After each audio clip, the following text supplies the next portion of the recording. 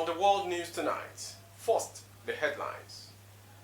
Reps in commotion over sitting arrangement, office allocation. Tinubu Shetima tender Anambra LP membership register in evidence. FG reveals 7,000 doctors owe 11 MDAs 5.2 trillion naira. FCCPC to investigate POS vendors in Lagos over price fixing. On sports, Toby Amuson competes at national trials in Edo. I am Morire Rabila Lawal. Now in details. On Tuesday, some House of Representative members in Abuja protested alleged discrimination in seats and offices allocation. About 100 lawmakers openly expressed dissatisfaction with what they perceived as biased treatment, stating that this trend could hinder legislative activities. The House Committee on Welfare, chaired by Olawale Raji APC Lagos, was responsible for allocating seats. The protesting lawmakers, mostly first-timers, criticized the seat allocated to them in one of the temporary chambers, citing their location on the third floor as inconvenient. Additionally, some lawmakers raised concern about the allocation of offices. According to the list issued by the Welfare Committee, 240 members were assigned seats on the second floor, while a few members, including some first-timers, were allocated seats on the ground floor. In response to the protest, the Speaker, Tajuddin Abbas, called for calm and assured that the main chamber, currently undergoing renovation, will be completed before the Parliament recess ended. Khadijat Bukar Ibrahim, chairwoman of the Ad hoc Committee on Media, explained that there was a slight uproar during the plenary session. She clarified that allocation of offices was the responsibility of the Welfare Committee, which had already completed the task and assigned offices to all members. Regarding the sitting arrangement, she noted that the temporary sitting area did not have enough seats for all members, photo seats downstairs, necessitating some members to be accommodated upstairs. She further mentioned a minor commotion about the inability to hear the microphone from downstairs. Moving on to the next story. In their joint effort to prove their claim that the presidential candidate of the Labour Party, LP, Peter Obi, is not a registered member of the party, President Bola Ahmed Tinubu and his vice, Senator Kashim Shettima, on Wednesday tendered a copy of the Labour Party LP membership register for Anambra State. Tinubu and Shettima, listed as second and third respondents in Obi, LP's petition numbered CA/PEPC/03/2023, challenging the outcome of the presidential election, had argued in their response to the petition that, not being a member of the party as at the time of the last presidential election, Obi was not qualified to have contested the last election on the platform of the LP. Lead counsel to Tinubu and Shettima, Wole Olanipekun San, tendered the document along with LP's letter dated April 25, 2022, forwarding the membership register to the chairman of the Independent National Electoral Commission, INEC, Professor Mahmood Yakubu. The document were tendered along with other documents on Wednesday when Tinubu and Shettima opened their defense in Obi, LP's petition against their victory at the presidential poll. The court admitted the documents and marked them as exhibits, despite an objection to their admissibility by the lead counsel to the petitioner's counsel, Dr. Levi Uzoku San. The Labour Party and its presidential candidate, Mr. Peter Obi, are challenging Tinubu's declaration as the winner of the presidential election. Meanwhile, Tinubu and Shettima have called their first witness, Senator Michael Okpeyemi Bamidele, to give evidence in the defense of their victory at the February 25th presidential election. Moving on to the next story. The Federal Ministry of Finance, Budget and National Planning has urged all federal ministries, departments and agencies, MDAs, to key into its debt recovery policy to improve government revenues. At least 7,000 debtors owe the MDAs at least 5 trillion naira. The Director of Special Projects, Victor Omota, stated this during the South-South Zonal Sensitization Workshop on the federal government debt recovery drive through Project Lighthouse on Tuesday in Asaba, Delta. Mr. Omota said the ministry had recovered over 58 billion naira owed 11 MDAs out of 5.2 trillion naira owed by over 7,000 debtors in the past 3 years through its Project Lighthouse policy. He said the federal government designed the project through collaboration with the 946 federal MDAs to recover all debt owed and block the revenue leakages. Moving on to the next story. The Federal Competition and Consumer Protection Commission has said it would commence a probe of point-of-sales vendors in Lagos over alleged price fixing. Babatunde Irukere, Executive Vice Chairman, disclosed this in a statement on Wednesday. Recall that the Association of Mobile Money and Bank Agents in Nigeria, AMEN, Lagos chapter, announced increased service charges per transaction. FCCPC, in reaction to the increment of POS service other charges, said its establishment law prohibits price fixing in a bid to safeguard the interests of Nigerians. The Commission stressed that POS operators allegedly fixing service charges is unacceptable. The Commission urged consumers to provide useful and credible information to assist investigation and enforcement. Setting prices distorts the market, prevents innovation and efficiency, and does not redound to the benefit of consumers or other businesses except the participant of such illegal conspiracies or conducts. The Commission is also opening an investigation to ensure the purported statement by AMBAN is not truly representative or erroneous. Where evidence demonstrates that the statement is factually accurate, the Commission will take appropriate regulatory steps to address the conduct accordingly, the Commission stated. Moving on to the next story. The NLC chair in Plateau, Eugene Manji, stated on Wednesday that the civil and state service servants would suspend their ongoing strike if the government paid the balance of the February and March salaries.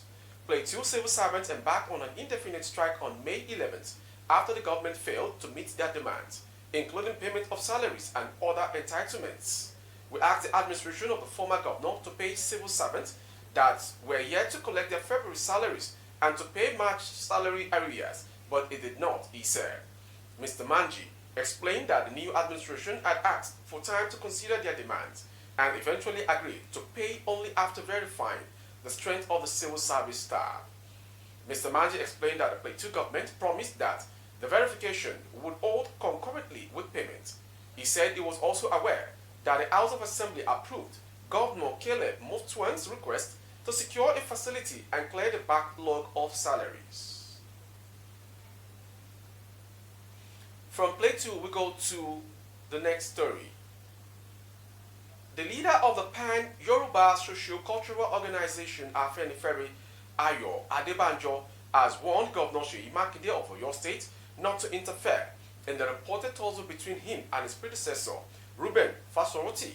Recall that the Oyo governor had initiated a meeting to reconcile the two Yoruba leaders and strengthen the unity of the Yoruba nation and Afenifere as an organization. Information report that both Afenifere leaders supported different candidates during the 2023 presidential election and divided the Yoruba organization. While Adebanjo threw his weight behind Peter Obi of the Labour Party, LP, Fasoroti supported Bola Tinubu of the All Progressive Congress APC. Speaking with journalists on Tuesday after the closed-door meeting in Ibadan, the Oyo State capital, Makinde appealed to the two warring leaders to shed their swords and embrace peace. Makinde noted that politics had come and gone, and the unity of the Yoruba race should be paramount to every concerned leader of the organization. But in a swift reaction, Adebanjo dismissed the peace parley meeting, saying he did not know any plan to reconcile with him, his predecessor.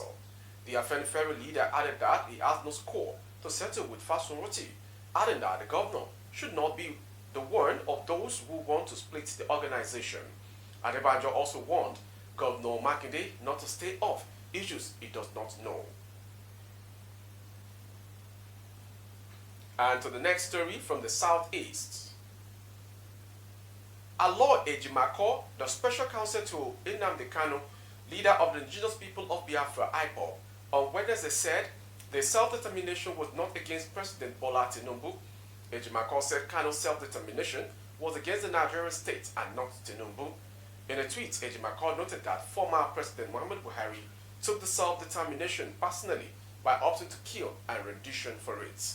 He urged Tinubu to be smart and not to repeat Buhari's mistake. According to Ejimako, the demand for self-determination is not personal. It is a demand on the Nigerian state, not against its president. It was Buhari that took it personally, to the point that he killed and auditioned for it. President Tinubu should be smart enough to not repeat the same mistake. If you are offended by injustice, regardless of your tribal affiliation, raise your voice for the immediate release of Mazi Nnamdi Kanu and all prisoners of conscious President Tinubu inherited from Buhari. Your silence is not golden. Please speak up. Thank you, says the counsel to Mazi Nnamdi Kanu. From that story, we'll go to Enugu State. According to a report, serious tension has gripped the residents of Enugu State. The residents were thrown into serious tension and fear on Wednesday as the non-government moved around many parts of the state to enforce the one-week sit-at-home declared by the Simon Ekpa-led faction of the indigenous people of Biafra, IPOB. It was learned that the government shows periodically at the new market axis of the state, Artisan, Emene, New Urban, Abakpa, Agbani Road, and Noahs. The gunmen, who had their faces covered with masks, were reported to have operated in a Sienna vehicle as well as tricycle. Many parents whose children were already in school were seen in panic mode. While some rushed to pick their kids, others were making frantic calls to school authorities and management to ensure their children's safety. As of the time of filing this report, a combined team of the army and the police are said to be on the chase of the gunmen. A helicopter was also seen hovering around major parts of the state. All the banks, other businesses and schools who earlier opened for the day's activities are abruptly shut down. Now to the foreign story. South Africa's Business Council of the BRICS has called on the African government to ensure the seamless movement of goods and services across the continent to improve trade and investments.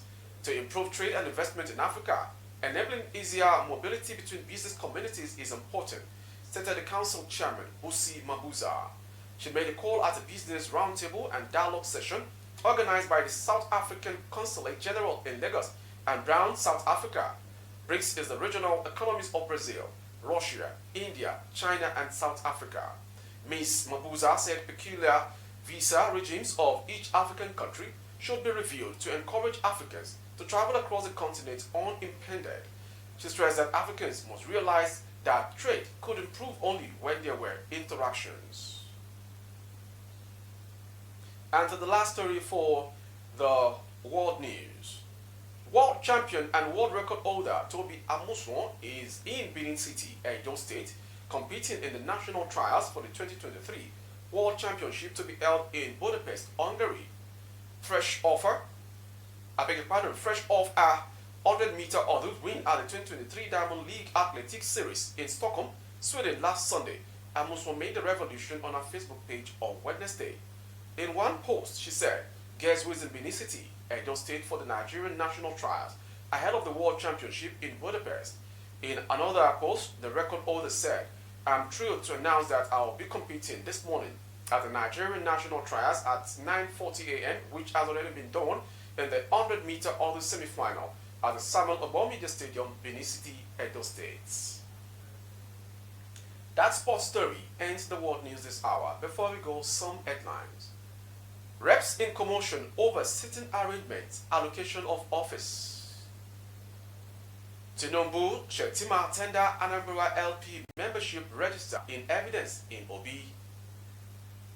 FG reveals 7,000 debtors owe 11 MDAs, 5.2 trillion naira.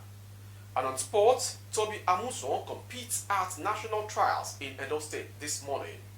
Thank you for watching. For more updates of our broadcast on YouTube, our handle is BGI TV Current. Kindly subscribe and click on the notification bell. Select option all to access all of our broadcasts. On Facebook, Makinde with Alawi Adebayo. Please like and follow the page. For advert placement of your goods and services, coverage of events and functions, please dial the phone number streaming on your screen. Thank you for watching. I am Morire Rabila Lawal. Good evening.